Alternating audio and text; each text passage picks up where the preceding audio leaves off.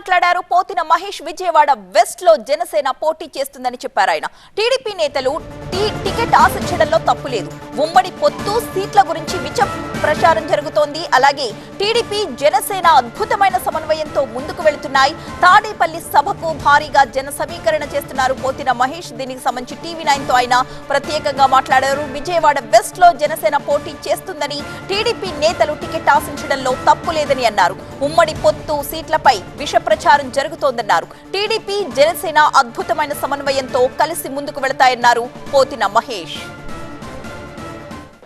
విజయవాడ వెస్ట్లో టీడీపీ జనసేన అభ్యర్థిని ప్రకటించకపోవడంతో సీటు మాకు కావాలంటే కూడా ఇరు పార్టీల నుంచి ఆత్మీయ సమ్మేళనాలు పెట్టుకున్నారు. అయితే దీనికి సంబంధించి మనతో మాట్లాడడానికి జనసేన నేత పోతిన మహేష్ మనతో పాటు ఉన్నారు. సార్ చెప్పండి, మీరు ఆత్మీయ సమ్మేళనం పెట్టడానికి గల కారణం ఏంటి?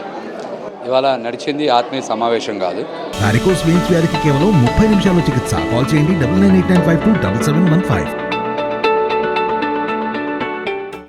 ఎల్లుండు పార్టీ 28వ తారీఖున తాడేపల్లిగూడెంలో నిర్వహించేటువంటి సభకి పశ్చిమ నియోజకవర్గం నుంచి ఏ విధంగా పార్టీ కార్యకర్తలు, నాయకులు అందరూ కూడా హాజరు కావాలి, ఆ సభని విజయవంతం చేసి వైసీపీ ఓటమిని ఏ విధంగా ఖరారు చేయాలనేటువంటి అంశం మీద మీటింగ్ పెట్టాం.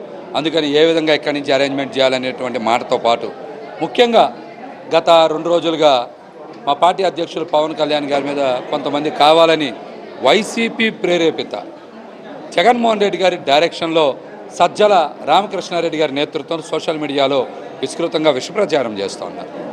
ఆ విషయం మీద కూడా నాయకులతో మాట్లాడని ఉద్దేశంతో ఈ రోజున మేము మీటింగ్ ఏర్పాటు చేయడం జరిగింది. అటువైపు టీడీపీ నుంచి బుద్ధా వెంకన్న సీటు కావాలంటూ కూడా సమావేశం పెట్టడం జరిగింది. మీరు కూడా ఇందాక సమావేశంలో సీట్ నాదే, ఖచ్చితంగా నేనే పోటీ చేస్తానని ధీమాగా చెప్తున్నారు.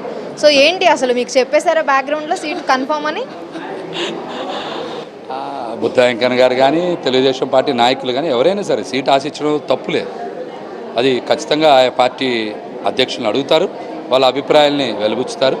పశ్చిమ నియోజకవర్గంలో ఖచ్చితంగా పవన్ కళ్యాణ్ గారి ఆశీర్వాదం, మద్దతుతో జనసేన పార్టీ తరఫున మేము పోటీ చేస్తామనేటువంటి నమ్మకం నాకైతే ఉంది. ఖచ్చితంగా ప్రకటనలను కూడా రాష్ట్ర పార్టీ నాయకత్వం చూసుకుంటుంది, పవన్ కళ్యాణ్ గారు చూసుకుంటారు.